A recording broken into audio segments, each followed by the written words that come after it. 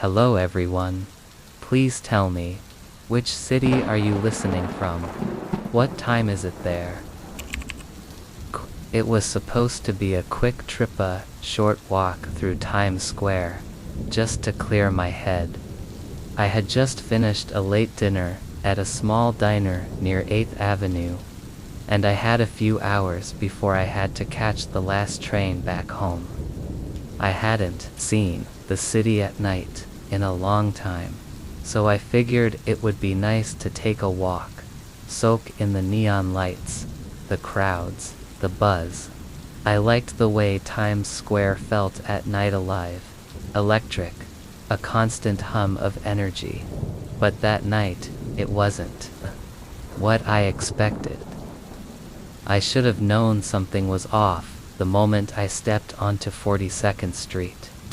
The usual flood of tourists, the honking of yellow cabs, the blaring ads on the massive screens, all of it was there, but something felt wrong.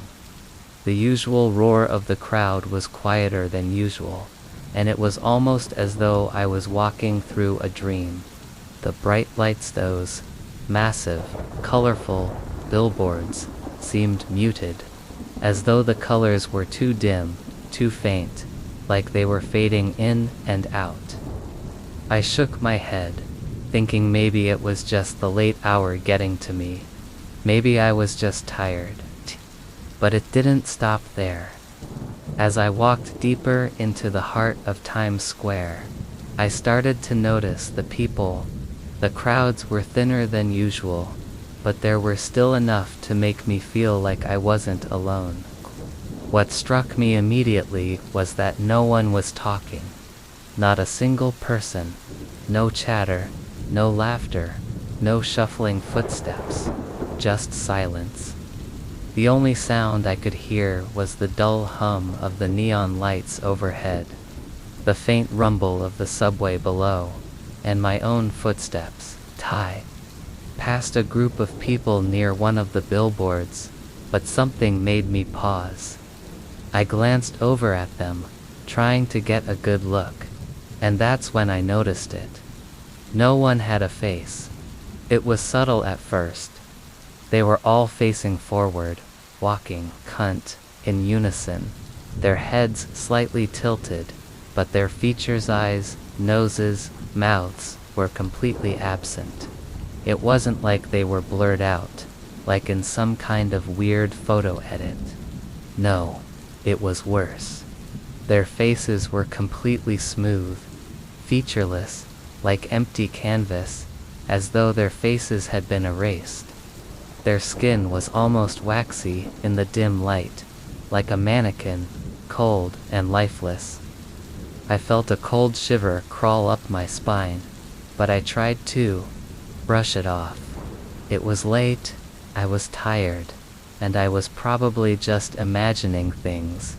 Maybe they were wearing masks, or maybe it was some kind of street performance I hadn't noticed. But the longer I stared, the more I realized something wasn't right. They weren't wearing masks. There was no sign of any kind of artificial covering, just smooth, empty skin. And when I looked at them, I couldn't feel anything. No emotion, no warmth, just emptiness. I looked around, and it seemed to be happening everywhere. I walked past another group, and again, no faces.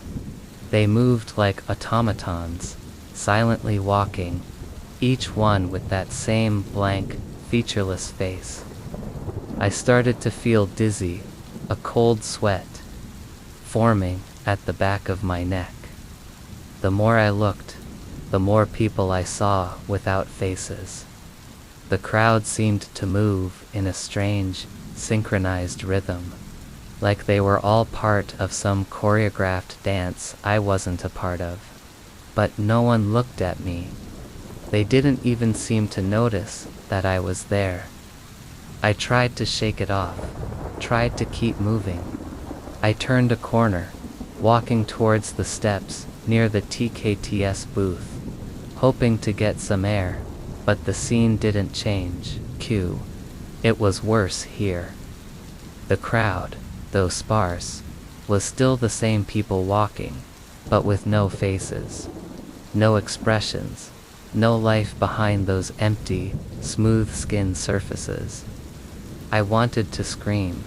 I wanted to shout, to ask someone, anyone if they could see what I was seeing, but I couldn't bring myself to speak. I felt like I was trapped in a nightmare, like I was the only one who could see the truth. My heart raced, and my chest tightened. It felt like the air itself had thickened, suffocating me. And that's when I saw him. He was standing in the middle of the square, alone, just staring straight ahead, not moving. I could feel his presence, even before I saw his face, or, rather, the absence of it. His face was smooth, like the others, but his posture was different. He was still, almost as if waiting for something, but there was something about the way he stood that made him stand out. I took a step toward him, compelled by something I couldn't understand. But the moment I moved closer, my feet dragging through the cold concrete, the world around me began to blur. The lights flickered, the buildings shifted out of focus. It was like the entire city was slipping out of reality. I reached out, desperate to make contact with something, anything, to prove I wasn't dreaming. As my hand reached for his shoulder, I noticed the faintest smile forming at the edges of his face. If you could even call it a smile. It was a grotesque curve of skin, pulling tight, but it wasn't warm. It wasn't comforting. It was wrong. And then, before I could touch him, everything stopped. The world froze. The bustling sounds of Times Square vanished, and I was surrounded by a chilling silence. The people, the faceless figures, stopped moving. They were all facing me now, their smooth, empty faces directed toward me, watching me, waiting. I wanted to run, to scream, but my feet wouldn't move. It was like I was paralyzed, trapped in a web of my own fear. The man, or whatever he was, slowly turned his head toward me. His blank face tilted to one side, and for the first time, I saw something in his eyes, or what should have been his eyes. A flicker, a shadow, a warning, and then, in a voice that was not a voice, but something deeper, more primal, I heard it. You shouldn't have come here. The words echoed in my mind, and before I could react, everything went dark. The lights, the sounds, the people, all of it disappeared in an instant, like I had been pulled into a void. I woke up hours later, sitting on the steps of the TKTS booth. The world was quiet again, the lights bright and flickering as if nothing had happened. The crowd around me was normal, their faces intact, moving in a leisurely rhythm like any other day. But I couldn't shake the feeling. It was like I had been somewhere else, somewhere I wasn't supposed to be, somewhere where the rules of reality didn't apply. I never walked through Times Square at night again. I couldn't. The fear of seeing those blank faces again, of feeling the presence of something lurking just beneath the surface, was too much. Every time I close my eyes, I can still hear that voice, still see his empty face, waiting for me to return, but I know I can never go back. I first noticed her about 3 weeks ago, but I didn't think much of it at the time. I was just doing my usual routine, working late, catching the last bus back to my apartment after another exhausting day. The rain had been falling steadily, the kind of drizzling, quiet rain that seemed to soak everything without ever making much noise. I didn't mind it. I liked the peace, the way it softened the usual noise of the city. I'd been riding the same bus for months now, and the night felt familiar, as it always did. But that night, something was different. When I arrived at the bus stop, I noticed her for the first time. She was standing at the far end, near the light post. The dull yellow glow from the street lamp barely illuminated her, but I could still see her silhouette. She was tall, maybe in her 30s, wearing a long coat that seemed to swallow her figure, making it hard to see any details. Her face was obscured by the hood of her coat, her head slightly lowered, as though she was waiting for something, or someone. I've seen plenty of people waiting for the bus at that hour, but there was something strange about her. It wasn't just her stillness, though. It was the way she didn't seem to react to the other people at the stop. I caught glimpses of her out of the corner of my eye as I stood under the awning, trying to keep dry. She didn't look at anyone. She didn't fidget, or check her watch, or even move her hands. She was just standing there, unmoving. A figure in the dark, blending with the night. I dismissed it. Maybe she was just tired or didn't want to interact with anyone. After all, it was late. People get like that sometimes, especially at the end of a long day. So, I got on the bus when it arrived, and I didn't think about her much after that. But the next night, she was there again, and the night after that. Every single night, standing at the same spot, in the same way.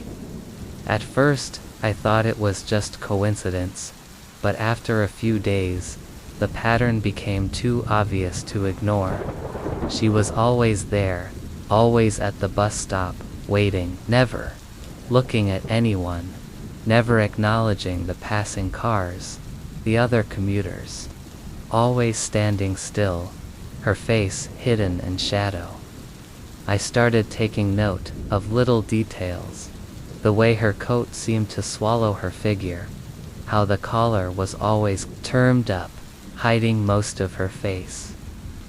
She always stood in the same position, her back to the bus shelter, her eyes never looking up, her hands tucked into the pockets of her coat. The oddest thing, though, was how she never looked at me. Every time I waited for the bus, I could feel her presence, but I never dared to look directly at her. And she never looked at me, either. But something in the air always shifted when I stood near her, like I was being drawn toward her, and yet repelled at the same time. I didn't want to think too much about it, but the more I saw her, the more unsettled I became. It felt like something was off, something wrong in a way I couldn't explain. Every night, as I approached the bus stop, I'd scan the street, hoping for a sign that she wouldn't be there. But she always was. One night, it was raining harder than usual. The downpour was so thick that I could hardly see the street lamps ahead. I was running late for work, and as I approached the bus stop, I nearly didn't see her at first. The water on the pavement reflected the light from the bus stop, creating shimmering pools that looked like the surface of a different world. I almost missed her. She was standing there, but tonight, she was closer, much closer than I'd ever seen before. I stopped in my tracks, my heart suddenly pounding in my chest. She was standing right next to the shelter now, just a few feet away, her face still hidden by the hood of her coat. She was motionless, her body casting a long shadow across the wet ground.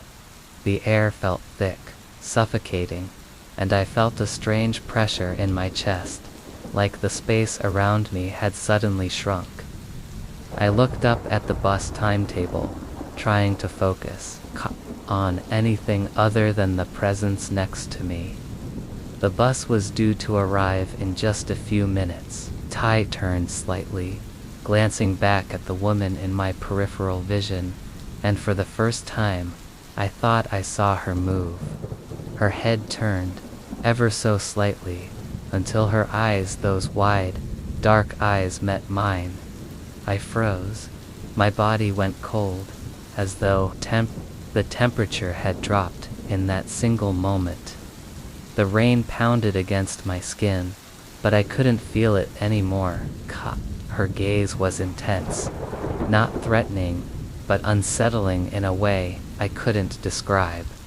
She didn't smile. She didn't speak. But the way she looked at me, as if she had been waiting for something, sent a chill through me. It was like she was waiting for me to do something, or maybe she was waiting for me to understand something that I didn't yet know. The moment passed as quickly as it had come. The bus arrived, its headlights cutting through the rain. I didn't look at her, as I got on the bus, but I could feel her eyes on me, still burning in my mind.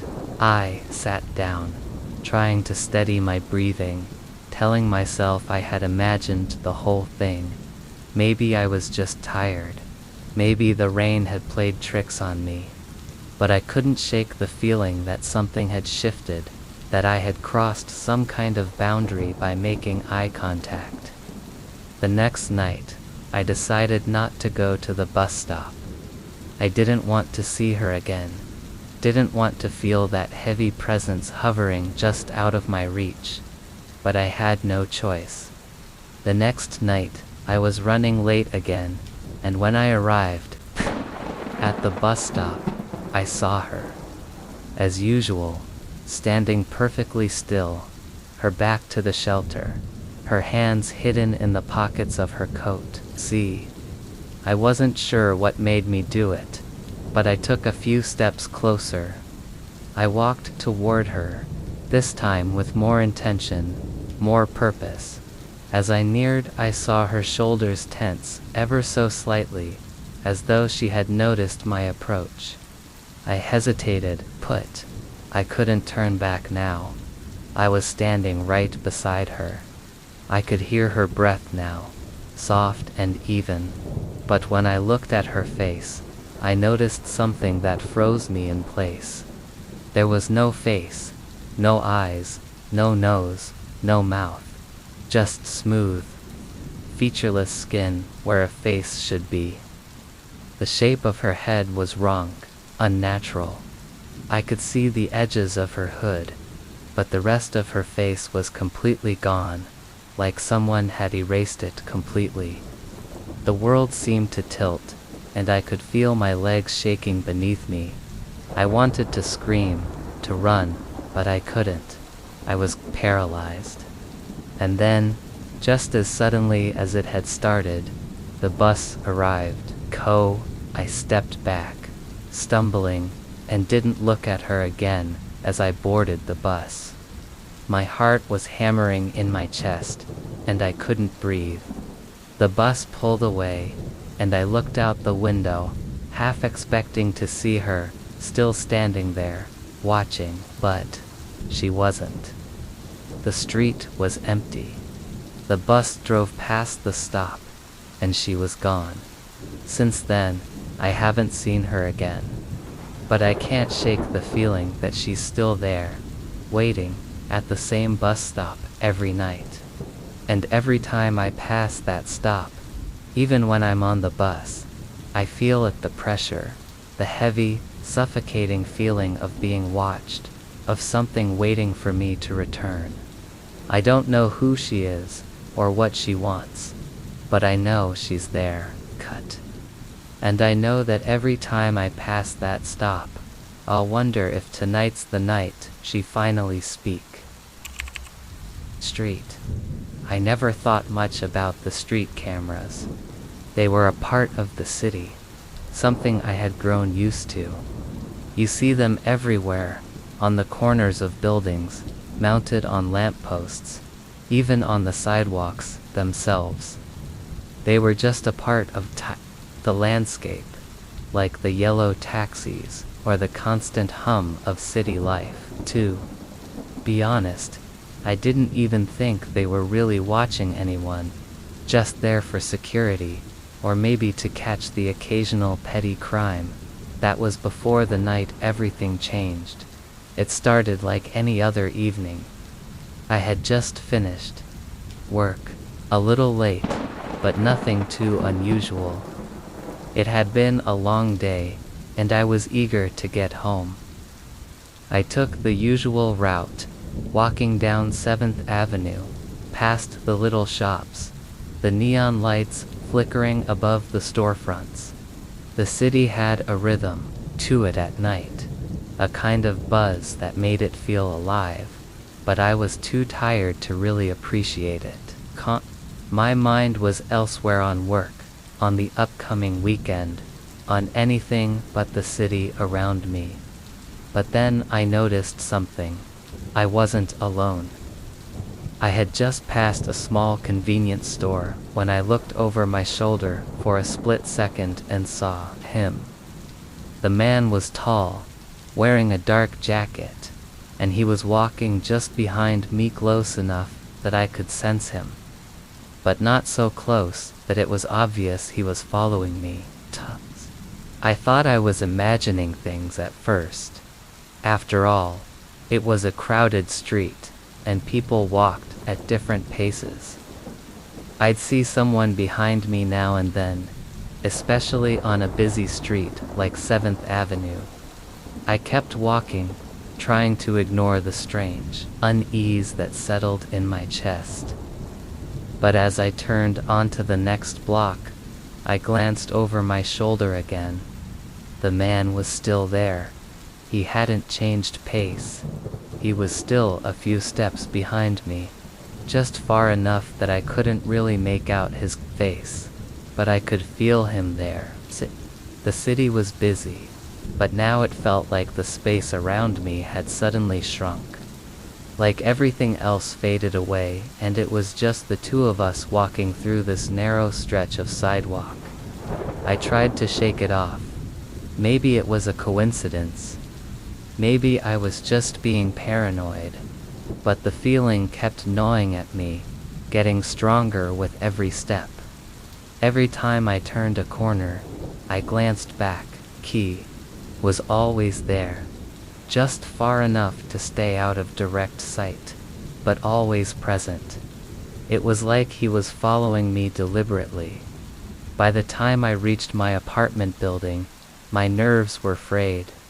I hurried inside, glancing over my shoulder one last time as I fumbled with my keys.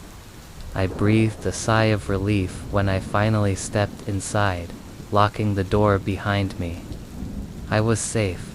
It had just been my imagination, right? But I couldn't shake the feeling. I stood there in my hallway, staring at the door, heart still pounding in my chest.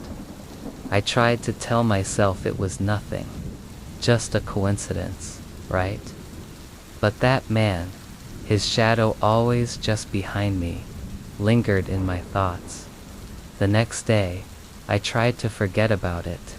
I went to work, as usual, didn't think much of the night before.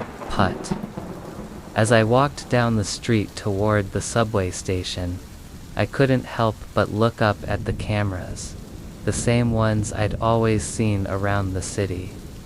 I was passing under a small one near the entrance of a shop when I noticed something strange. The camera was pointed directly at me.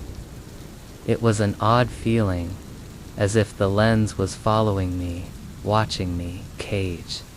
I shook my head, brushing it off. What did it matter? It was just a street camera. That night, when I came home from work, I decided to take a different route, just in case.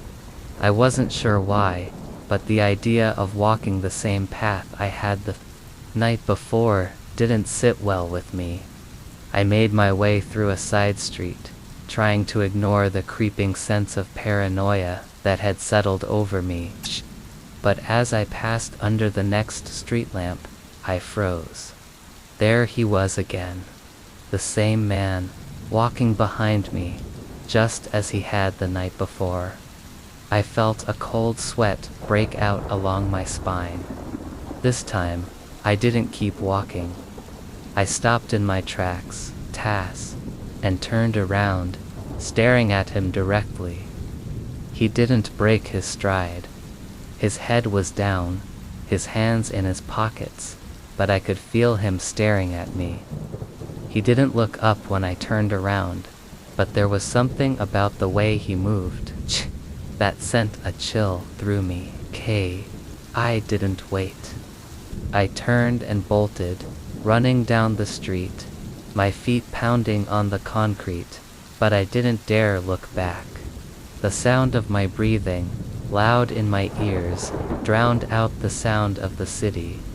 When I finally reached my apartment building, I rushed inside, slamming the door behind me. My hands shook as I locked the door, my pulse racing. I thought about calling anyone, but I didn't. I didn't know what I would even say. I had no evidence, no proof. It was just me, running scared, paranoid. But it wasn't until the next day that everything shifted. I had finally gotten the courage to tell my friend Rachel about the man, about the strange feeling that something was off. She suggested I check the footage from the street cameras. I laughed it off at first, thinking it was silly. But she insisted. "Come on," she said. "Just look. Maybe you can prove you're not imagining things." So I did. I went to the local police precinct's website, where they had a system for public access to some of the street camera footage, just to see if there was anything on tape that might explain what was happening. At first, it was just random footage. But then, as I scrolled, I saw footage from the corner I had passed the night before. Just after 10:30 p.m., I played the video. It was me, walking down the street, the same path I always took. But there, just behind me, was the man. He was there, moving in the same rhythm, just a step behind, never too close, never too far, always at my heels. And then, something I hadn't noticed before, something I couldn't have known, appeared. The camera caught his reflection in the glass of the shop window as he passed. I could see his face. I had never seen it before. He never looked at me. His face was blank, his eyes shadowed, but I could see it in the reflection. I could see the twisted, hollow expression on his face. The strangest part, the man who I thought had been following me hadn't moved at all. He hadn't been walking behind me. He had been on the other side of the street, standing still, just watching me. I froze, my hands gripping the desk as the footage continued to play. He didn't approach me. He didn't try to follow me in the way I had thought. He just stood there, watching, waiting. But as the footage progressed, the reflection in the window changed. There was no longer just a reflection of the man. In the glass, just behind him, I could see myself. I was still walking, still oblivious, to the man on the other side of the street. But what I saw behind him, in the reflection, made my heart stop. It wasn't just me anymore. Someone else was standing behind me in the reflection. A woman, tall, dressed in a dark coat, her face obscured by her hood. She was walking in time with me, step for step, mirroring my every move. But I didn't know her. I didn't see her at the time. I clicked off the video, but the image of her remained. That hollow face, her presence in the reflection. I had no explanation, no clue as to who she was, tote. And that's when it hit me. I wasn't just being followed, I was being watched by something else. Something that had been there all along. And the camera footage was the only thing that could prove it. Every time I looked, every time I thought, I was walking alone. I was being followed by two people. I don't know who they are or why they're watching me, but now, every time I leave my apartment, I feel their presence, those empty, watching eyes, always waiting. And every time I look back, there's no one there, but I know they're following me. Now, I can never be sure if I'm walking alone. It was a cold, rainy night when I first realized something was terribly wrong. I'd been out with friends, a late dinner that ran longer than expected, and I was exhausted. I'm not one to walk home in the rain, so I decided to take a cab. The streets were wet, slick with the aftermath of an evening downpour. And the city felt strangely quiet, the usual hustle of traffic dampened by the sound of the rain.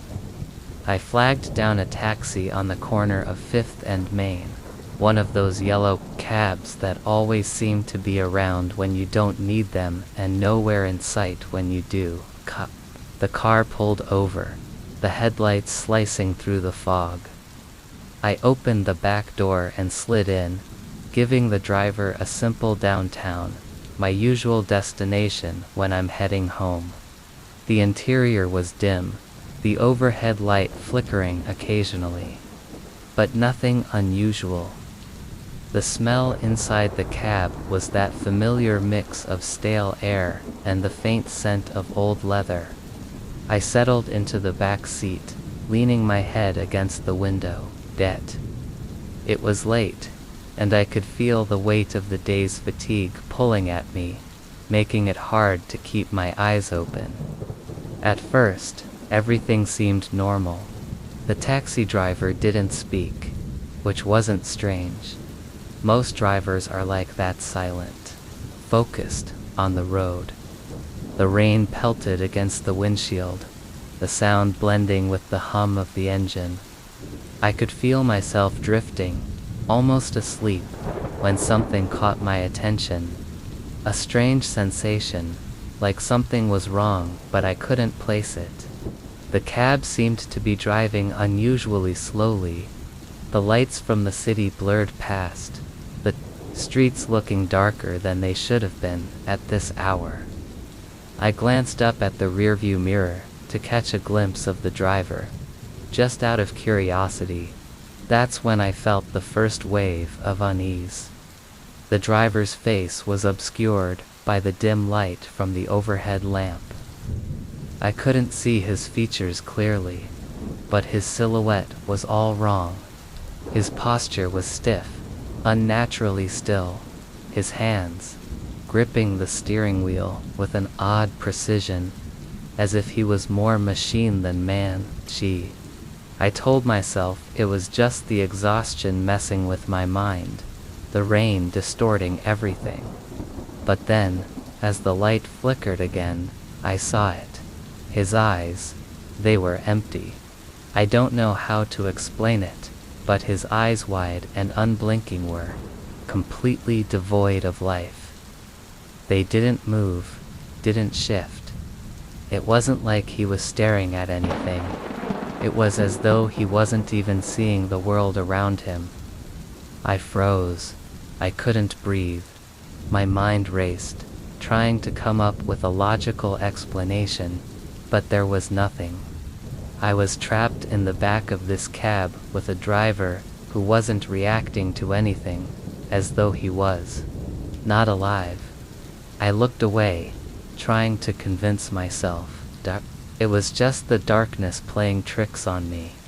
But the more I tried to ignore it, the more uncomfortable I became. The air in the cab grew heavier, colder. I could see my breath fogging up the window beside me, even though the cab's heater, Kara, was on. The city passed by in a blur. But something about the journey felt off, like the world outside was fading, slipping away from reality. I glanced at the clock on my phone. We were still a few blocks from my stop, but it felt like we had been driving for ages, the city's skyline no closer. I turned to look at the driver again, but this time, his head was tilted slightly to one side. His expression remained blank, but the stillness was worse this time, naturally still, like he was frozen in place. That's when the real panic hit. The streets, the city around us, started to shift. The buildings looked distorted, as if they were bending inward, the streetlights flickering more violently now. I could hear the rain harder than before, though the sound outside had been muffled. I reached for the door handle, thinking I was just imagining it, that I could jump out and run if I needed to. But as soon as my hand touched the door, the cab jerked forward, as if the driver had accelerated without warning. I gasped and fell back into the seat, clutching the armrest. Then, just as I was about to scream, the driver spoke.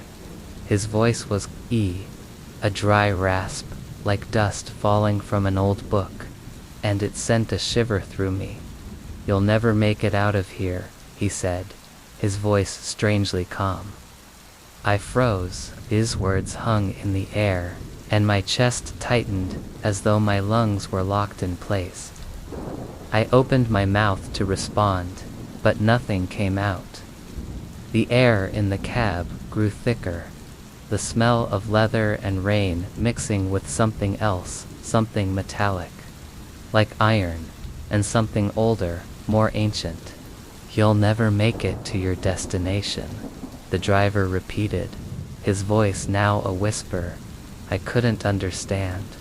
My mind was racing, trying to piece together what was happening. But as I looked at the driver in the mirror, I realized, that I was no longer sure if I was even moving through the city anymore. The streets outside were no longer familiar, they had become twisted, unrecognizable. The buildings seemed to lean in toward the cab, their windows dark and empty. I could hear the engine of the cab sputtering, struggling to keep going. The taxi felt like it was swaying, like it was floating above the road instead of driving on it. My body was frozen in place, and I could feel my heart beating painfully in my chest. I looked at the driver one last time, my throat tight, and that's when I saw it. His face, it was pale, almost white, as if it had been drained of all color, all life. His mouth was slightly open, but there were no words coming out now. His skin had a waxy, almost unnatural sheen, and his eyes were wide and unblinking, still empty, hollow.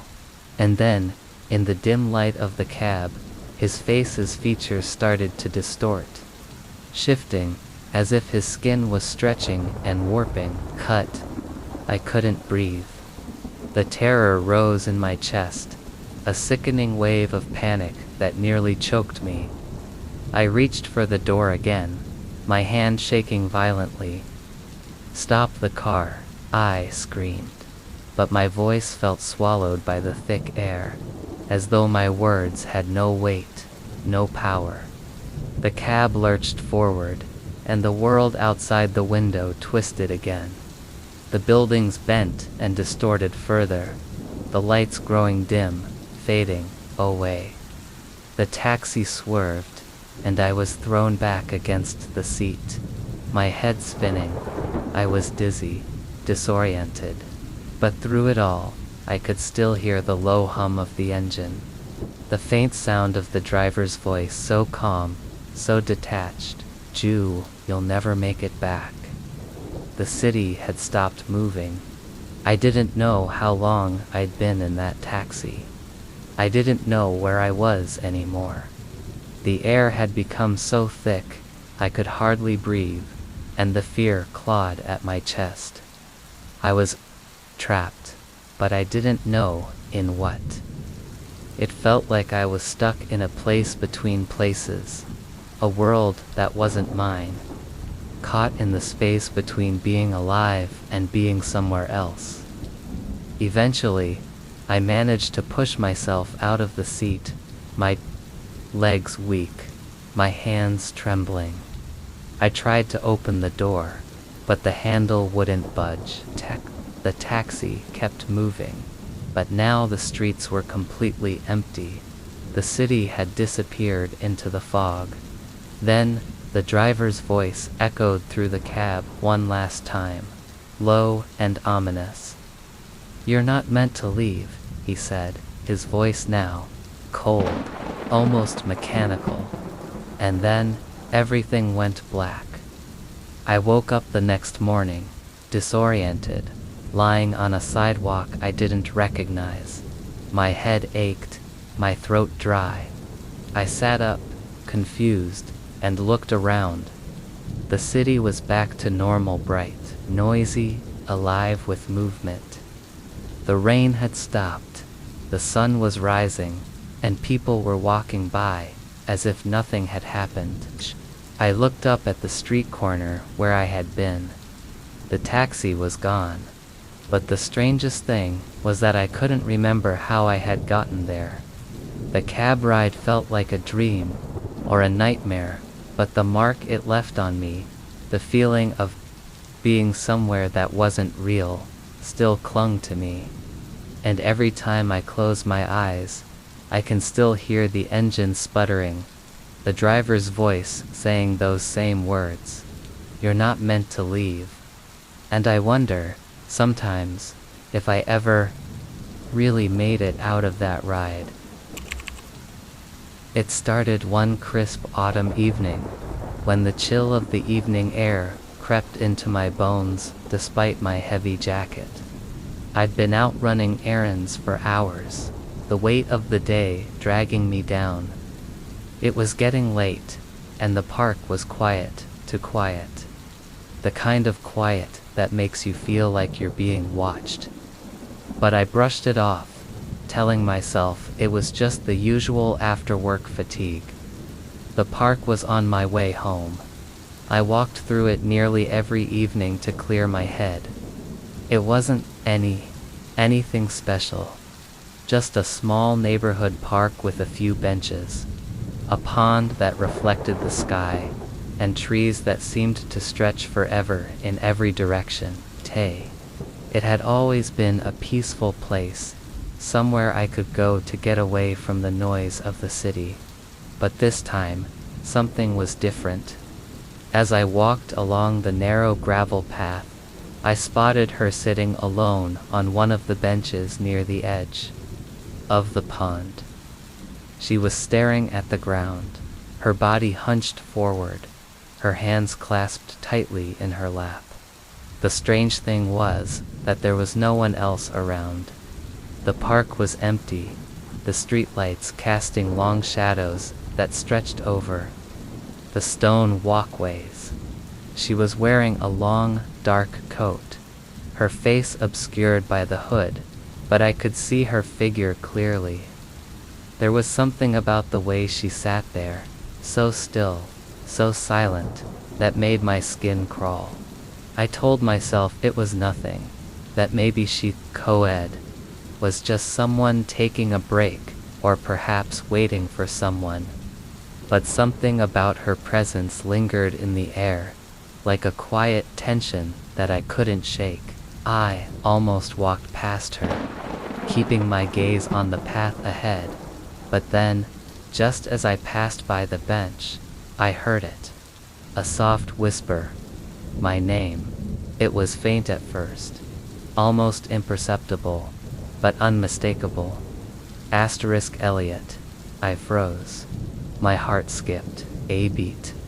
My first instinct was to turn around, but I didn't. I don't know why, but I couldn't bring myself to do it. I kept walking, faster this time, the gravel crunching beneath my boots as I tried to shake off the strange feeling.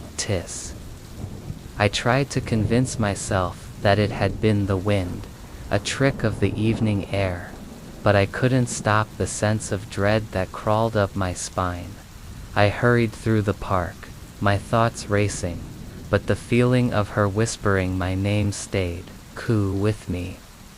I had no reason to believe it was anything other than a coincidence, but I couldn't escape the thought. Why would she whisper my name? When I reached the end of the park, I glanced back over my shoulder, but the bench was empty now. She was gone. I told myself that I had imagined it, that I had misheard, but as I walked home, I couldn't shake the feeling that she was still there, somewhere in the park, watching me. That night, I couldn't sleep. Every time I closed my eyes, I saw her face, or at least the vague shape of it, hovering in my mind. The whisper my name echoed in my ears, and no matter how hard I tried, I couldn't forget it. The next evening, I returned to the park. Sun was lower in the sky, casting long shadows over the winding path, and the park felt quieter than usual. The air was crisp, and I could see my breath hanging in front of me as I walked. I wasn't sure why I was back. Maybe it was to prove, to myself that the whole thing was just a fluke, just some trick of the mind.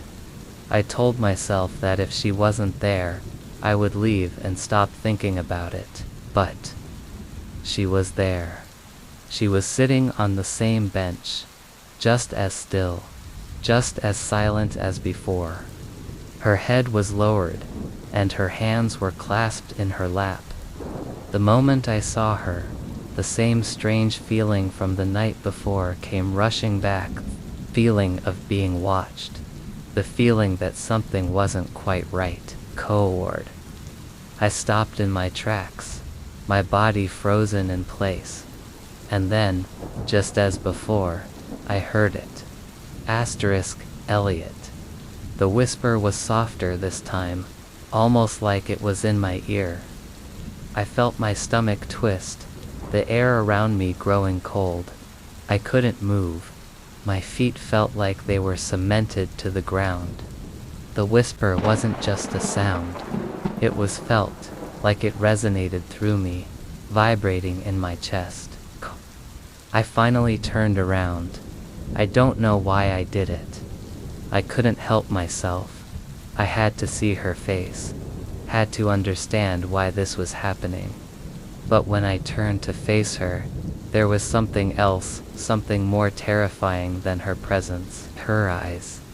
She was still sitting there, still, her face hidden beneath the hood, but now, her eyes were wide open.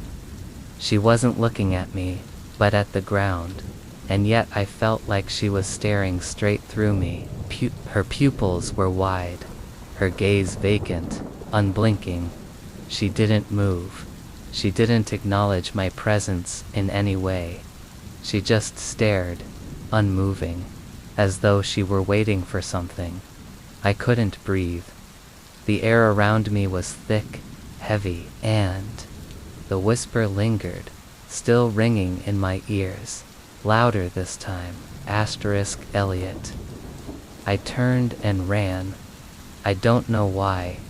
I didn't want to be near her anymore. I couldn't stand the feeling of her eyes on me, the sound of her voice in my head.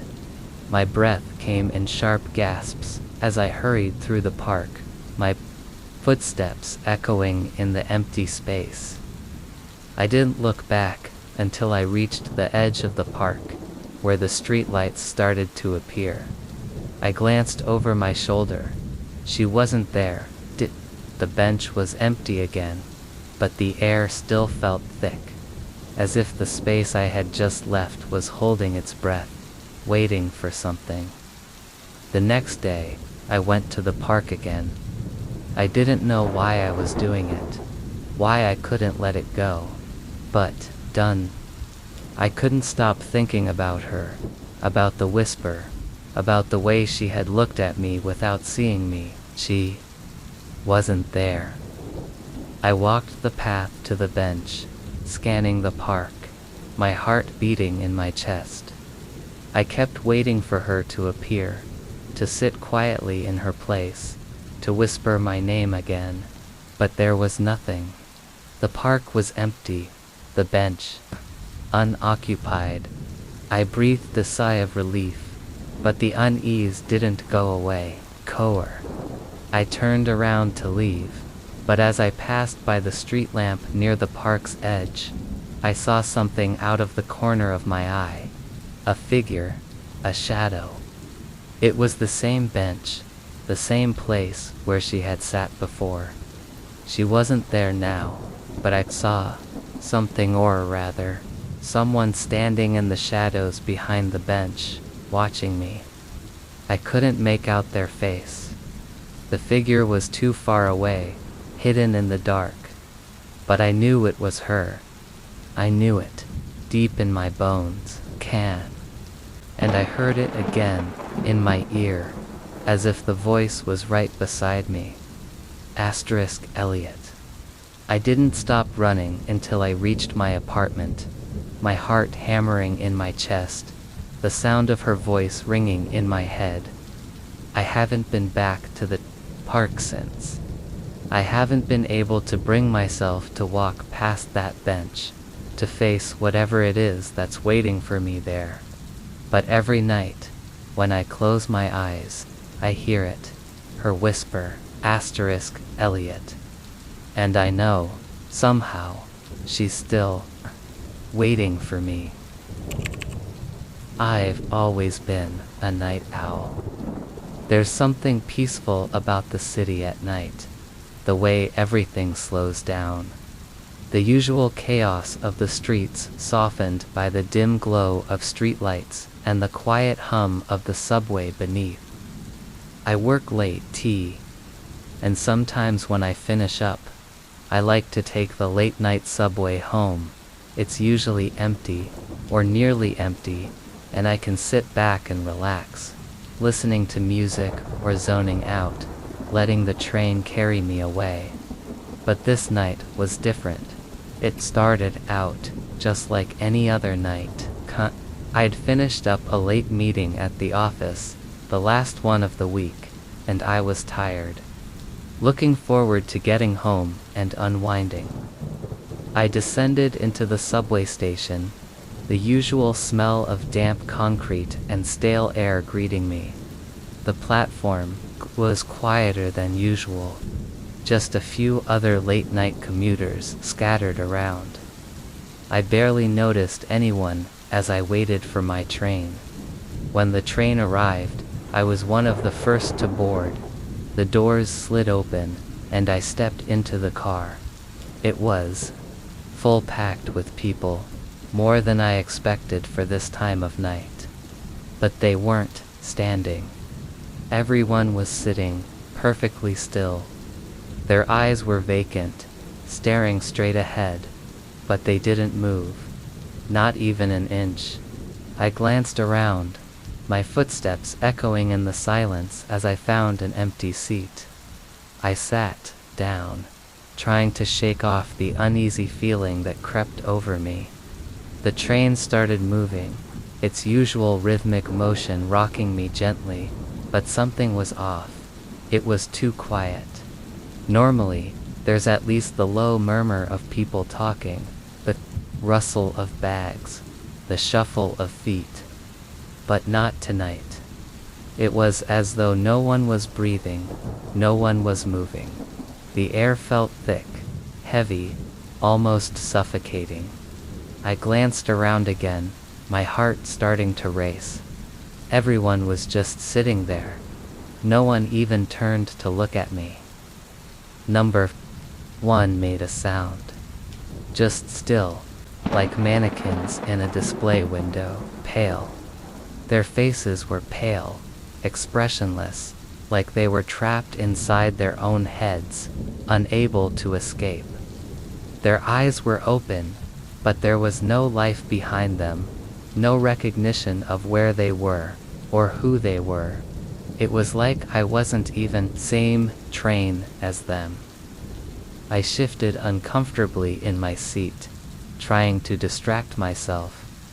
I pulled out my phone, scrolling through my messages, anything to make the feeling go away, coat. But no matter how hard I tried to focus on something else, I couldn't stop the sense of dread crawling up my spine. The longer I sat there, the more the silence pressed in on me. I felt like I was trapped in a room full of statues, but I couldn't bring myself to move. Every time I glanced up, my eyes would fall on one of the passengers, and for just a moment, I thought I saw something flicker, a twitch, something that didn't belong. I tried to shake it off. It was late. I was tired. Maybe I was imagining things. But then, the train made an odd, jarring stop. The lights flickered, casting strange shadows across the car. The doors didn't open. We sat there in the dark for a moment, the usual sound of the train's hum now, replaced by an eerie, unnatural silence. I looked around. Still, no one moved. No one even acknowledged that we had stopped. Their eyes stayed locked forward, like P. They were all waiting for something, like they were all waiting for me. I felt my pulse quicken, my breath shallow. I stood up, slowly, unsure of what to do, but before I could even move toward the door, I saw something that made my stomach drop. There was someone standing at the far end of the car. It wasn't someone who had been there before. It was a man, standing at the back of the train, his face obscured by a hood. He wasn't sitting like the others. He was just standing there, perfectly still, like he was part of the train itself. His head was lowered, his posture rigid. I could feel his presence even though he hadn't moved. It was like he was waiting for me. I couldn't take my eyes off him, even though every fiber of my being screamed at me to look away. The seconds felt like hours, stretching in that heavy silence. I felt my legs move on their own, standing up and walking toward him, my body moving forward before I could think about it. When I reached the man, I was standing just a few feet from him. My heart was hammering in my chest, my palms sweating, my breath shallow. I didn't know what to say or what to do. I felt trapped in some kind of waking nightmare, unable to escape, unable to move. I wanted to shout, to ask him what was happening, but the words wouldn't come. And then, finally, he spoke. His voice was soft, barely audible above the hum of the train. "You shouldn't be here," he said, his voice low and calm. His words didn't feel like a warning. They felt like an order. "They're waiting for you." I didn't understand what he meant, but I could feel it, like an electric current running through my body. A deep sense of dread, something ancient, that told me I had made a mistake by getting on this train, by being here. Before I could react, the train jolted again, this time with a sudden lurch. The lights flickered, and for just a split second, everything went dark. When they came back on, I was no longer standing by the man. I was back in my seat, as if nothing had happened, as if I had never moved. I looked around. The passengers, were still seated, their eyes still locked ahead, their faces expressionless. I was breathing heavily, my heart pounding in my chest. The man was gone. I looked down at my phone. It was almost as if the last few moments had never happened. The train was still moving, smoothly, as if nothing had changed. I couldn't bring myself to look up again. I couldn't shake the feeling that something was wrong, that something had shifted. My mind raced, but I forced myself to stay seated, to breathe. No matter how hard I tried to focus on something else, I couldn't forget his words. They're waiting for you. I don't remember how much longer the ride was. I don't remember getting off at my stop. All I know is that when I stepped out of the train, the world outside seemed different. The air was colder, the city quieter, as if something had changed while I was on that train. I've taken that subway route countless times since then, but I can't shake the feeling that the passengers are still there, waiting for me. I haven't seen the man again, but I can feel him sometimes, just out of sight, just beyond my reach. I don't know who they are, or what he meant by waiting for you, but I know I can never go back on that train. I still hear the whisper, of his voice in my head. You shouldn't be here. And every night, when I close my eyes, I wonder if I'm ever truly alone on the subway. I've never been one for paranoia. People who jump to conclusions, who see conspiracies lurking behind every corner, have always struck me as a little off. I've always been the kind of person who trusts logic, the kind who waits for evidence before jumping to conclusions. But the day I saw my own missing poster plastered on a wall in the middle of the city, that was the day I realized that maybe the world is far stranger than I could have imagined. It started like any other Saturday. I woke up late, grabbed a quick breakfast, and decided to take a walk through the city. The sun was barely breaking through the clouds, casting a soft glow over the streets, and I was in the mood for a bit of fresh air. The city was bustling, but not overcrowded. A typical Saturday morning, filled with people hurrying to brunch, families out for walks, tourists snapping photos, nothing out of the ordinary. I was strolling through an area near the downtown district, a place I'd walked through countless times. The familiar smell of street food and the chatter of vendors filled the air. I wasn't in a rush. My thoughts were somewhere else entirely: work, bills, life stuff. When I reached the corner of a familiar street, something caught my eye. A poster, tacked to a utility pole, faded and weathered, but still standing out against the dull gray backdrop of the city. As I walked closer, my heart skipped a beat. It was my face. The poster had my picture on it, a photo taken a few years ago before I started wearing my hair differently, before I looked more like the person I was today. But there I was, staring back at myself from the poster, a smile on my face, looking like I did back when that picture was taken. The words on the poster read, "Missing." I stood there, frozen in place, staring at the poster. My eyes traced the details. Asterisk, last seen on May 15th, 2025. If you have any information, please contact the authorities. Beneath that was a phone number I didn't recognize, an email address I'd never seen before. The photo was clear. Asterisk, it was me. Asterisk. I felt a strange numbness settle over me as I continued reading. My mind raced, trying to process the situation. It couldn't be a mistake. The poster was too specific, too personal. I checked my pockets. My phone was still there, and I had my ID on me.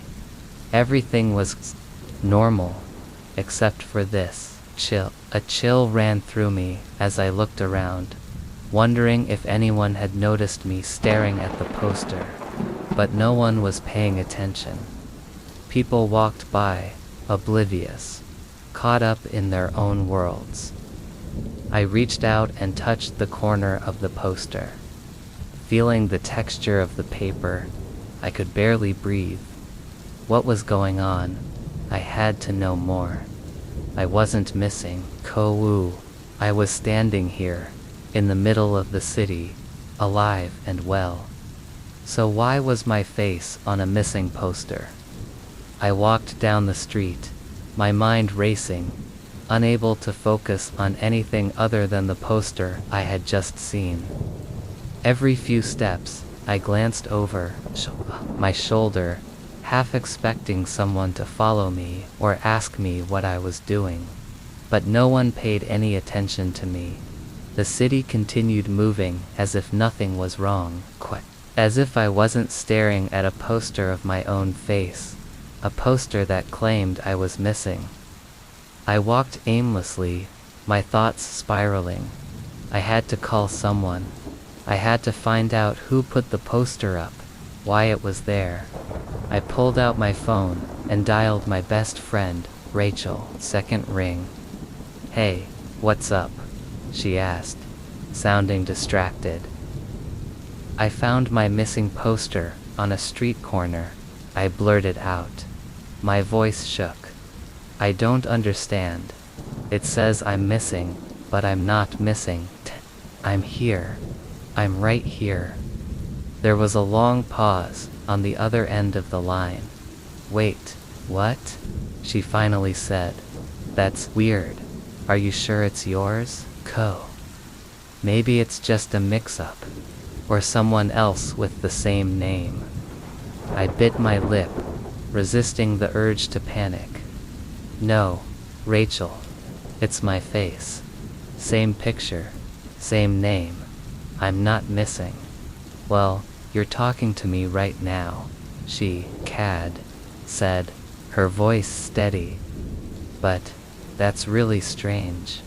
Are you sure it's not a prank or something? Maybe someone's messing with you." "I don't know," I said, my voice cracking. "But I can't stop thinking about it.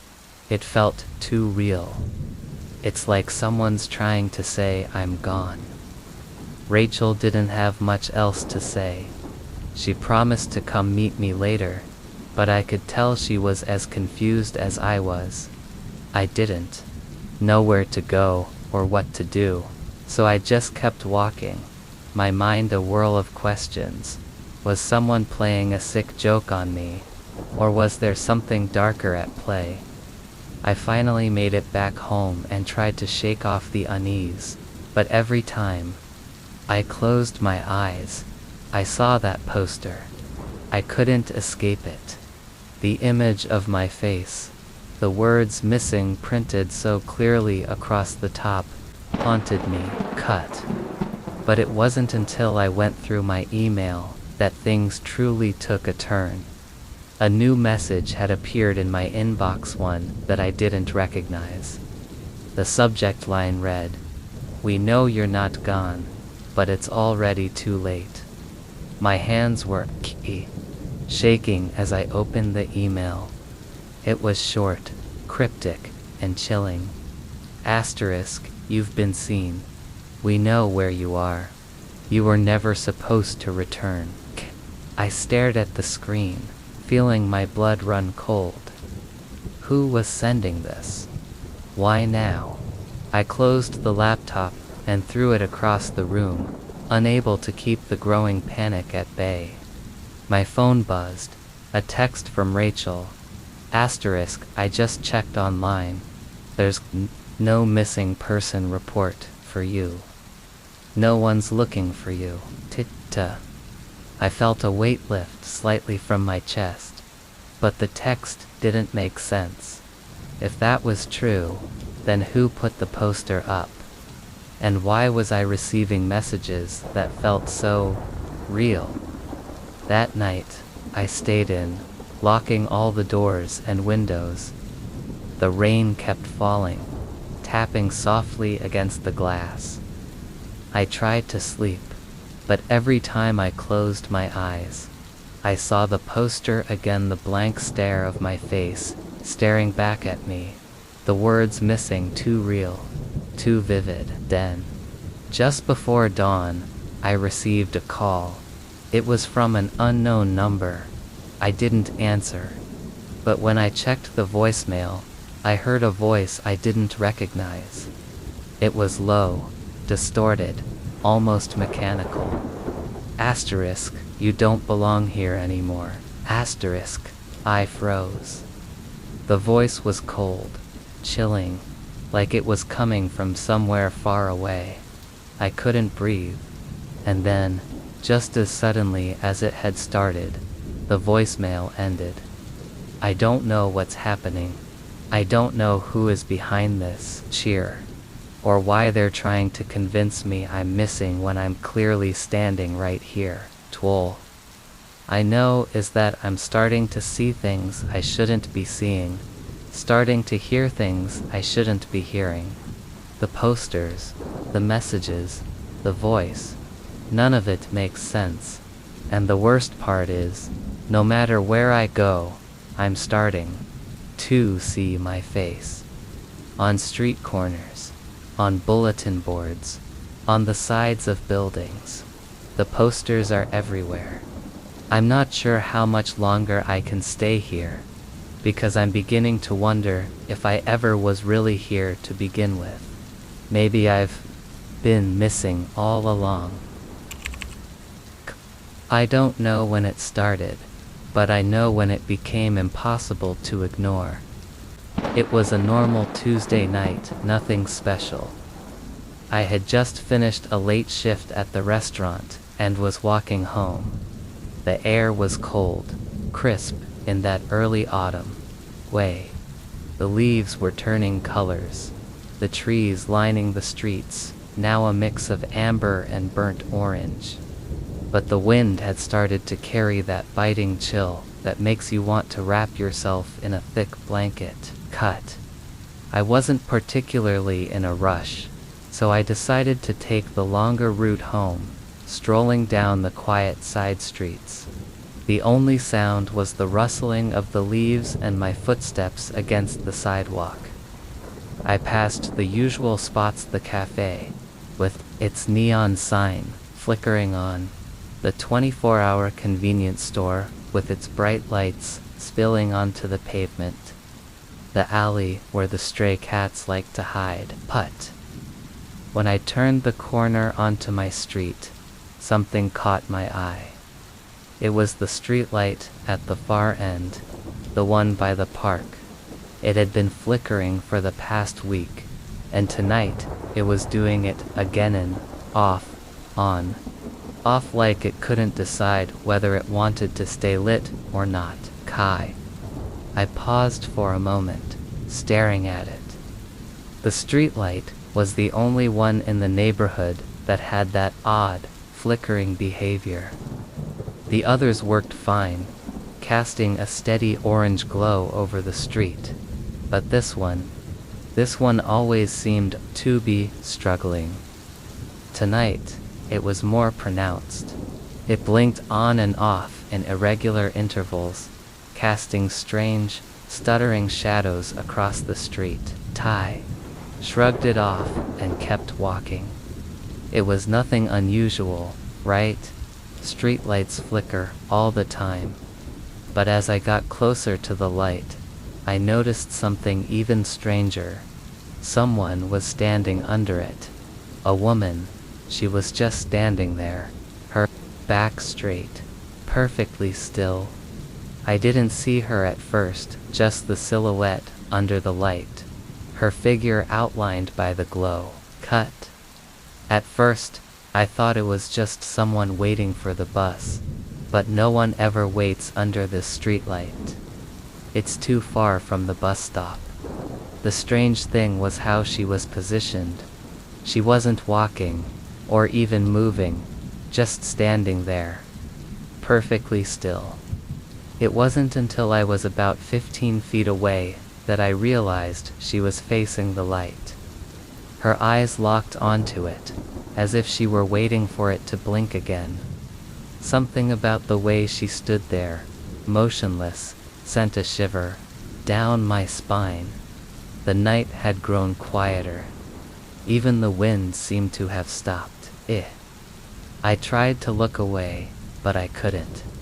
There was something unnerving about her presence, her stillness, the way she seemed to be locked in that position, as though waiting for the world to stop around her. I glanced at the light again.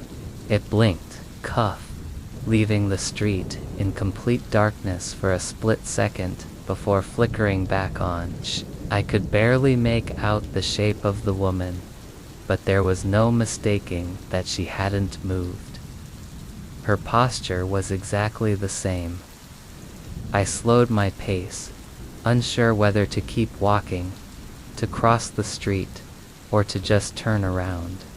It felt wrong, but she hadn't done anything right. She was just standing there, no different from any other person, except for that feeling that made the back of my neck tingle, that made me want to turn and leave, to walk faster, to avoid her at all costs. And then, just as I stood frozen, the light flickered again. This time, it stayed off for just a little longer. A pause that felt too long, like the entire street was holding its breath. When the light flickered back on, she was still standing there. But this time, she had turned her head, slowly, just enough so that I could see her face. I couldn't make out any distinct features in the dim light, but I could feel her gaze. And that's when I noticed something that made my blood run cold.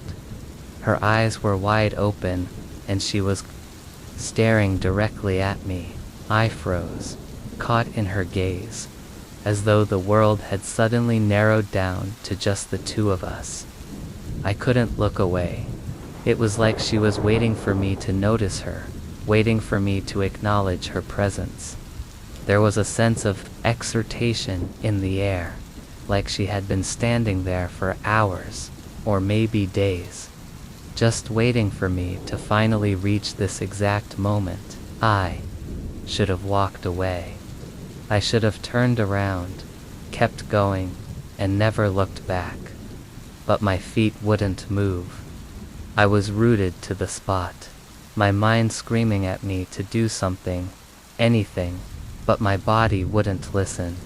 The streetlight flickered again, and for a split second, everything went dark. I felt my heart beat in my throat, the rush of adrenaline making my palms sweat. But before I could react, the light flickered back on. The woman was gone. I couldn't breathe. I stared at the empty patch of pavement where she had been standing just moments ago. The light overhead hummed quietly, casting its glow over the street once again. I could hear my pulse pounding in my ears, the sound of it loud and chaotic, in the stillness. I glanced around, expecting anyone to be there, but no one was.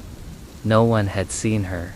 No one had been waiting at the bus stop, just me, standing on the street, alone, heart racing, breath shallow. I didn't wait another second. I turned and hurried home, my steps faster, my breath coming in sharp bursts. When I reached my apartment, I locked the door behind me, my hands trembling as I fumbled with the keys. I felt an odd sensation in my stomach, as though I wasn't quite there yet, like something was still following me. That night, I couldn't sleep. I kept seeing her face in the darkness of my room, her wide eyes locked onto mine, waiting. And every time I closed my eyes, I could hear the faintest whisper, like the sound of wind brushing against my ear. Didn't go back to that street for days. I couldn't. The memory of her standing there, still, beneath the streetlight, was too vivid, too real. Every time I walked near that intersection again, I felt the cold fingers of dread creeping up, spine, tut. But tonight, I decided to walk home the long way again. I told myself it was nothing. I told myself I was overreacting, that it was just a strange coincidence. But when I walked past that same streetlight again, I felt it. The coldness, the stillness, Tay. And there, under the flickering light, I saw her again. This time, she wasn't standing still. She was walking toward me. I've lived in the same apartment for almost 2 years now. It's a small one-bedroom in a building that's seen better days. Cracked walls, creaky floors, the kind of place you don't mind too much when you're just starting out, when you're more concerned with affordability than anything else. It's in a quiet neighborhood, and I've always felt safe here, despite the occasional noise from the nearby bar and the hum of city traffic. I'd never had a reason to question it.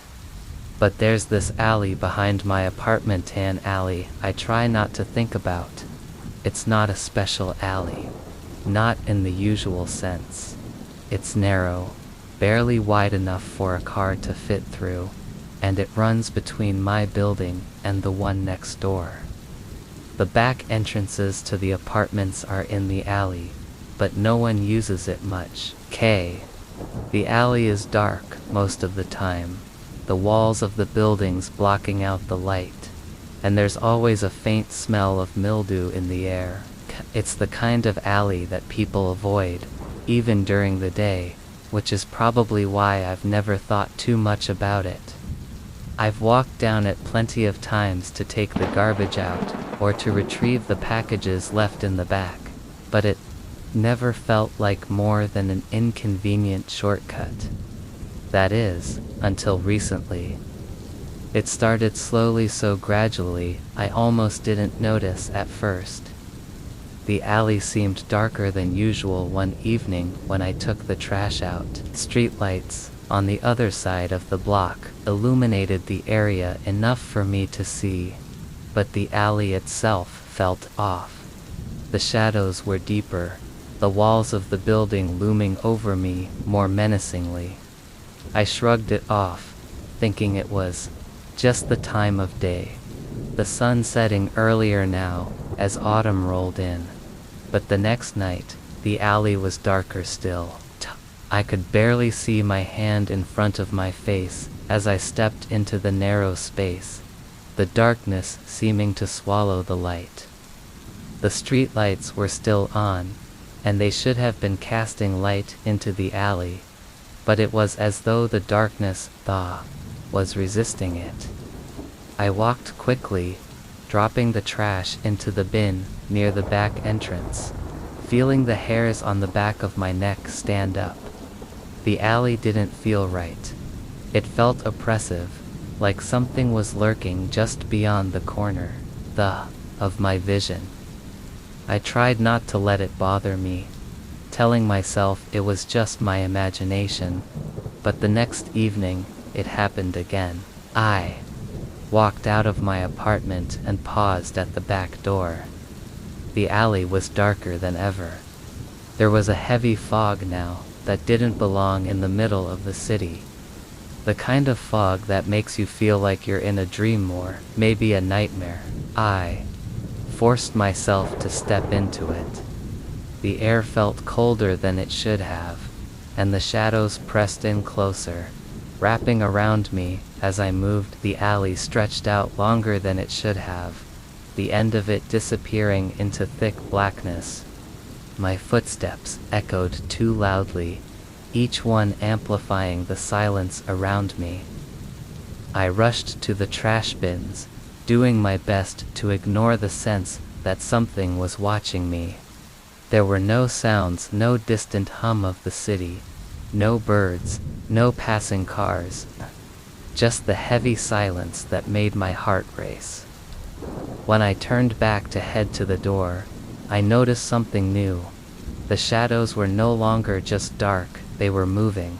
Not in any recognizable way, but more like they were alive, shifting as I walked past them. The darkness seemed to inch closer, creeping around the edges of the alley.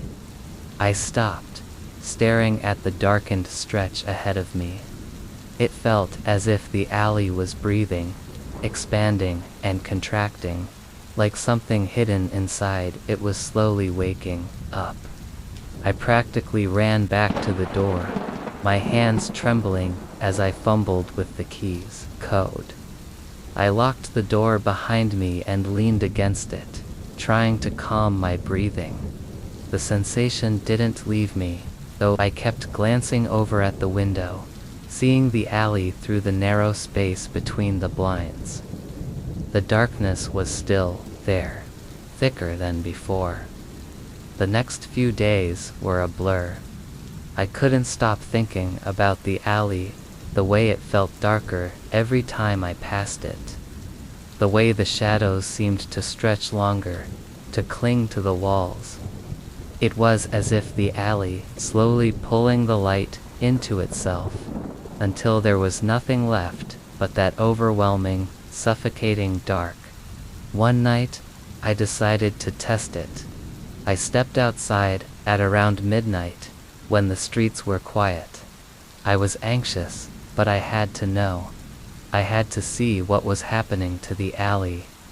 I walked slowly this time, paying close attention to the way the darkness seemed to shift as I moved deeper into the alley. My breath caught in my throat when I realized that the shadows were no longer just around the edges. They were moving with me, like they were following my every step. The air grew colder as I walked, the fog creeping in thicker, the familiar streetlight barely visible now. I could feel something I couldn't see but knew was there. A presence. I reached the end of the alley, but it wasn't the same. The road that should have connected this alley to the next block was gone, swallowed by the darkness. The end of the alley had been obscured by someone. I turned to leave, but before I could take a single step, I heard a sound, a whisper, soft, almost imperceptible, coming from the dark corner where the alley twisted. I couldn't make out the words, but the sound was unmistakable. It was as if the shadows themselves were speaking. I spun around, heart hammering in my chest. But there was nothing there. See, the alley was empty, still, but the whispers continued, faint at first, then louder, like they were coming closer, from within the very walls of the alley.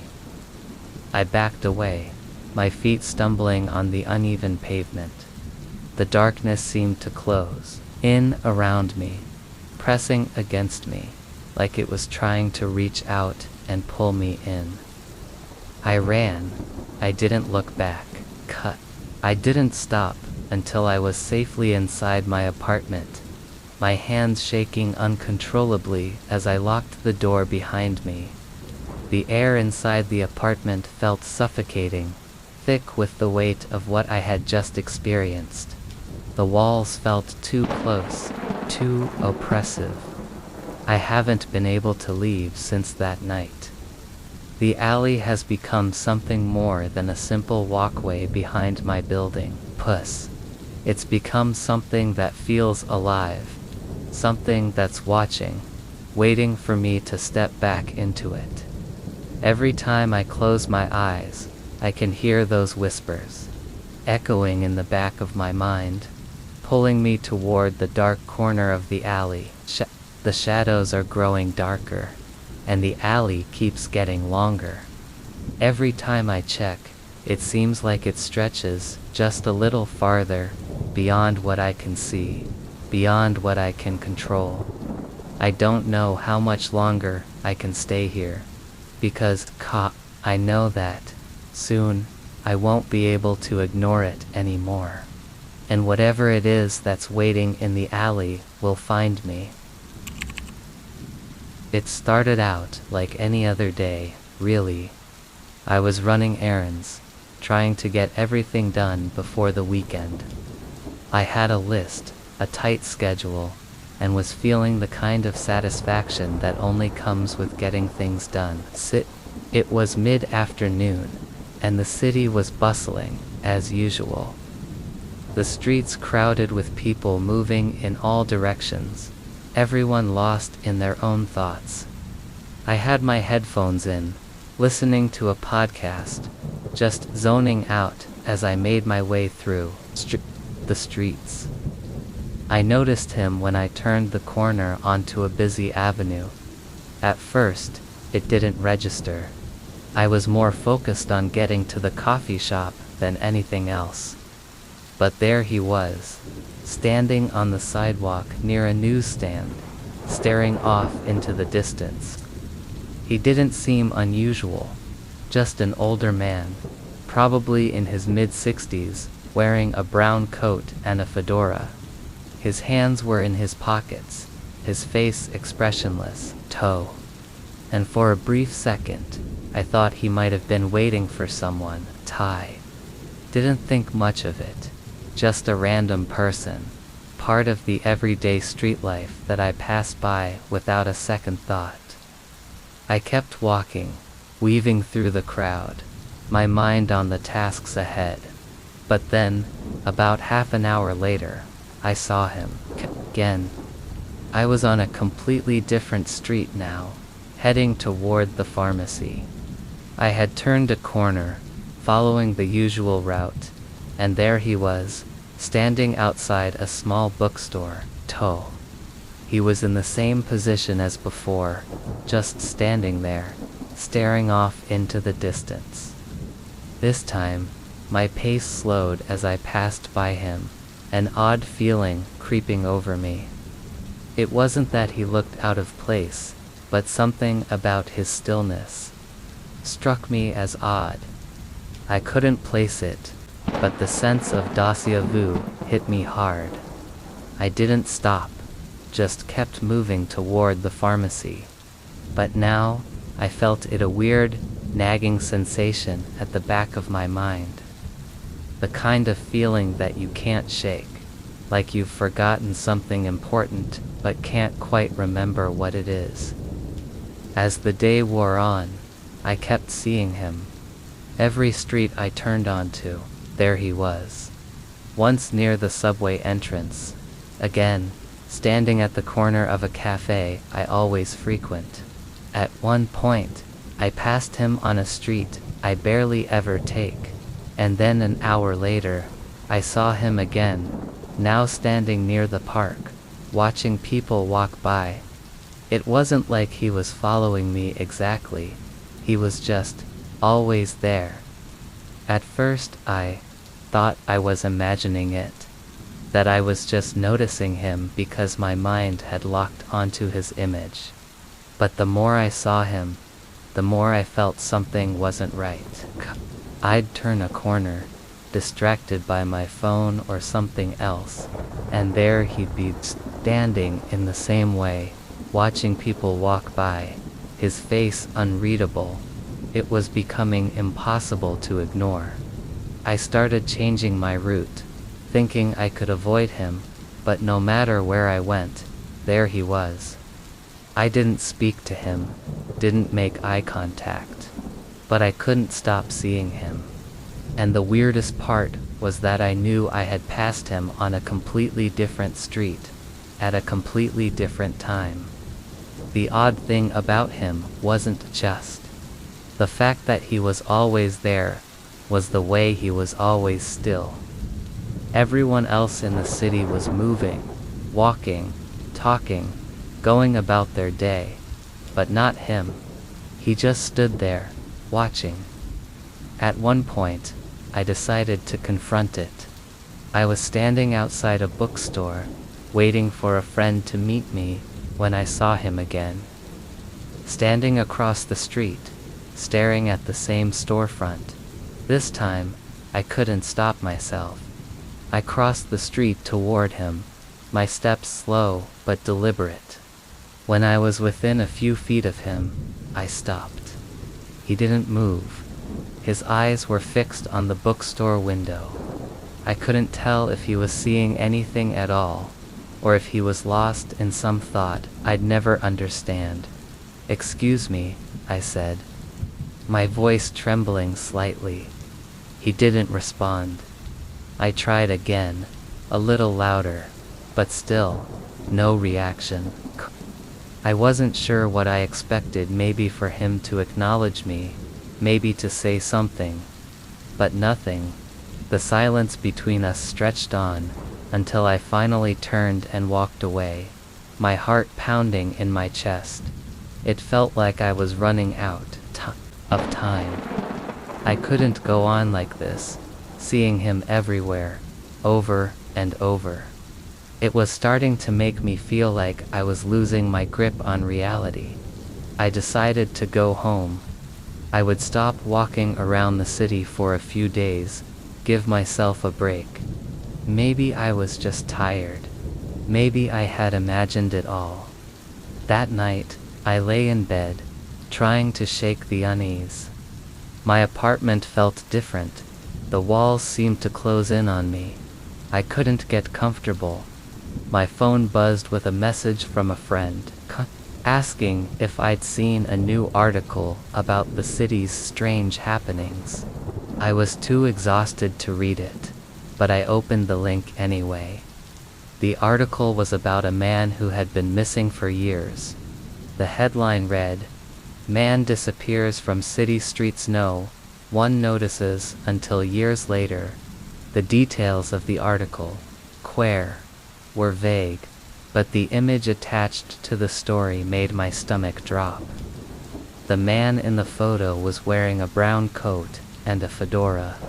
The same man I had seen, again and again, standing on the streets, staring at people, unblinking, unmoving, done. I quickly scrolled to the bottom, hoping I was just imagining things. But the final line stopped me cold. Asterisk, the man was last seen on multiple security cameras over the years, always standing in the same spots, staring at pedestrians. The strange thing, he was never seen walking. The footage was always blurry, like time itself had warped around him. I closed my phone and tried to shake the image from my mind, but I knew, deep down, I knew that man wasn't just following me. I don't know if I'm being haunted, if I've stepped into some twisted alternate reality, or if I've become part of a story I can't escape. But the feeling stays with me, the certainty that every time I turn a corner, he's there, watching me. And no matter where I go, no matter what I do, he'll be waiting, for hours, for days, for years. Q. It's funny how quickly you can convince yourself that something is ordinary. That's what I told myself, anyway, as I walked down the street that evening, thinking nothing was amiss. I'd been working late again, long hours at the office at Cowers, exhausted, eager to get home. My feet moved automatically, the familiar rhythm of my walk easing some of the tension in my shoulders. But then, it started. At first, I barely noticed her. I was distracted, my mind preoccupied with everything I had to do when I got home. It wasn't until I turned down the second street, the one that would take me to my apartment, that I saw. her out of the corner of my eye. A woman, walking a few paces behind me. At first, I didn't think much of it. People walk by all the time. Maybe she was just on her way somewhere. But then I noticed something odd. She wasn't walking like the others. She wasn't moving in the way people move when they're just passing by. There was something unsettling about her step, like she was too deliberate. Like she was taking her time, moving at a pace that mirrored mine to exactly. I glanced over my shoulder, just a casual look, and I saw her. She was in a gray hoodie, with her head down, her face hidden in the shadows. She wasn't particularly tall or striking, but she stood out.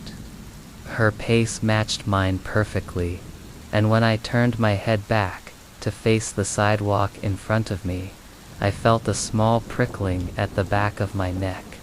I brushed it off. People walk. They have places to be. She's just on the same route. I turned down the next street. A few more blocks to go, and I'd be home. But as I moved, I noticed the sound of footsteps behind me, the rhythmic thud of shoes on concrete. Same pattern, same pace, same distance. Every time I sped up, so did she. Every time I slowed, she did too. I could almost feel her presence pressing in, closing the space between us. I glanced behind me again, fully expecting to catch her out of the corner of my eye. But this time, she was closer, much closer, too close for comfort. I saw her face. Her eyes were wide open, staring at me, unmoving, unblinking. I stopped walking in surprise, a cold wave of anxiety flooding through my chest. Her gaze didn't change. It was like she wasn't even seeing me, just looking at me, fixed and unblinking. I don't know how long I stood there, but it felt like an eternity. The fear in my chest grew with every passing second, but I didn't know what to do. There was something about the stillness of her eyes that made me freeze in place. And then, without a word, she started walking again, resuming the same pace, the same unbroken rhythm. I hesitated for a moment, watching her for a second too long, and then I turned quickly, deciding to cross to the other side of the street, hoping to lose her in the shuffle of passing traffic. But she crossed too. She didn't break her stride, just kept walking behind me, never speeding up, never slowing down. She wasn't rushing, wasn't chasing, but the steadiness of it, the relentless consistency, was enough to make my pulse quicken. The world felt smaller with every step I took. The sidewalks closed in. I could feel her shadow behind me, just out of my line of sight, following me. When I reached the next intersection, I stopped again. My head was spinning, my mind racing. I wanted to scream, but the words caught in my throat. I turned around. I was so close to the corner of the block. My apartment was just a few minutes away. She was still there, standing just a few feet behind me, her face still hidden in the shadows of her hood. I could see her eyes. They didn't blink. Not once. I couldn't do it anymore. I had to get away. I took a sharp turn down a side street, hoping to lose her in the maze of alleys and smaller roads. But when I looked back again, I saw her, again, still walking behind me. Same unbroken pace. 3 blocks. 3 blocks from the park to my apartment. 3 blocks, and she hadn't blinked once. I don't know how I got home that night. My legs moved almost on autopilot, the rush of adrenaline making everything feel foggy. I bolted up the stairs to my apartment, locking the door behind me with shaking hands. The silence of the apartment, suffocating, and I stood there, in the middle of my living room, for what felt like hours, too afraid to even sit down. I kept checking the window, convinced she would be standing across the street, staring up at my apartment, just waiting for me to come out. But every time I looked, I saw nothing. The street was empty. Still, I couldn't shake the image of her eyes. I didn't sleep that night, or the next. Every time I walked out of the apartment over the next few days, I couldn't shake the feeling, of being watched. The streets seemed smaller, the air heavier, like I was trapped in a web I couldn't escape. Every turn I made, every corner I passed, I expected to see her standing there. I expected to hear her footsteps behind me, always so close, but never enough to catch her. And then, just when I thought I might be imagining the whole thing, I saw her again, kooky. It was early one morning, the sun barely up. I had to leave the apartment for work, and as I crossed the street, I noticed a familiar figure across the block. She was standing there, her hood pulled low, just standing, waiting. And, for the first time, I saw her blink. Just once. It was the only time she had moved since I first saw her. Her eyes shifted, the stillness broken by a tiny flicker of life. And that was the moment I understood. She wasn't following me. She was waiting for me. I'm not sure when it started, or how it happened. I'd like to think it was just a weird coincidence, that it was nothing more than my tired mind playing tricks on me. But the more I think about it, the more I'm convinced that something is happening. Something I don't understand. Something I can't escape. It all began one Friday evening, right after work. It had been a long week, and I was looking forward to the weekend. Left the office, and started my usual walk home. The city was its usual bustling self-cars, honking people, rushing around the hum of distant conversations. The streets were busy, but not overwhelmingly so. I made my way down 3rd Avenue, enjoying the cool breeze and the rhythmic beat of my footsteps. As I walked, I noticed a billboard looming overhead. It was one of those digital ones that change the image every few seconds, flashing advertisements in bright colors. I'd seen it 1,000 times before. It was always some new product, a movie poster, or an ad for an upcoming event. Nothing special, but this time, something caught my attention. When I looked up at the billboard, it wasn't the usual advertisement. It was my face. It was clear as day. My own face, looking back, cut at me from the digital screen. My skin, my eyes, my expression, it was all there, captured perfectly. But it wasn't just any image of me.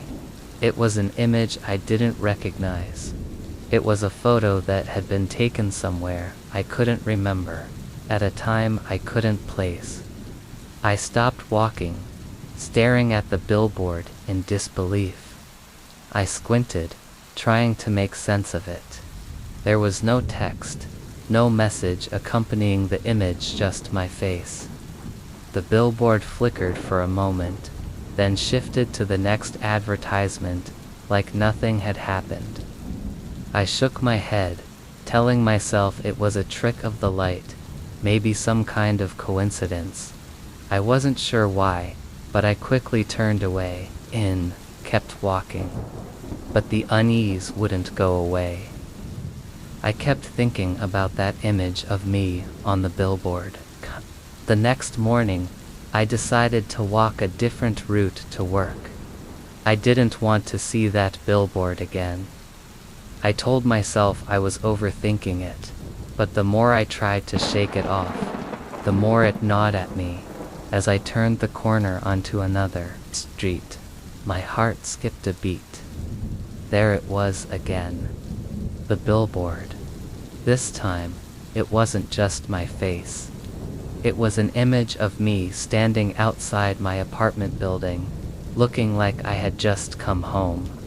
But I hadn't seen anyone take that photo. I hadn't posed for any pictures that day. I stood frozen in place, my breath catching in my throat. The image blinked, flickering for a moment before changing back to a generic advertisement.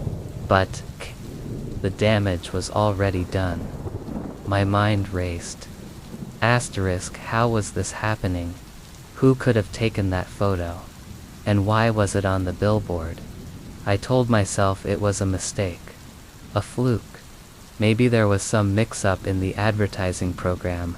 Something automated. And I had just gotten unlucky. I tried to ignore it. But the nagging feeling didn't leave me. Over the next few days, I started noticing the same thing happening again and again. Every time I looked up at that billboard, it would change to an image of me. Always different, but always me. One moment, it was me sitting at a cafe. The next, it was me walking my dog in the park. I was sure that I hadn't seen anyone take these pictures, yet there they were, displayed so clearly, so real. I didn't know who to tell. Who would believe me? It sounded insane, even to my own ears. I tried to go to the advertising company, behind the billboard, but they just shrugged it off, saying it must be a technical glitch. They promised to check their systems and get back to me, but nothing changed. The next time I walked by, there I was again on the screen. I started to lose track of time. It was like I was trapped in some kind of loop. Every time I went out, I would see myself on that billboard. It didn't matter if it was morning, afternoon, or night. I couldn't escape it. I stopped looking up. I kept my head down, my eyes fixed to the ground as I walked, afraid of what I might see next. But then, one evening, something changed. I was walking home from a late dinner with a friend. I hadn't looked at the billboard the entire time, but when I passed beneath it, I couldn't resist. I looked up. There I was, just like before. But this time, the image didn't flicker away. It stayed. And this time, I could see something else. Someone else in the reflection behind me. A figure, just standing there, obscured by shadows. Cat. It wasn't until the next morning that I realized what had happened. That figure, standing behind me in the reflection, was not me. It was a woman. Her face was blurred, unrecognizably, but her posture was unmistakable. Thus, she was standing in the same place I had stood in the reflection. But there was something off about her. She wasn't just standing. She was watching me. I didn't go to work that day.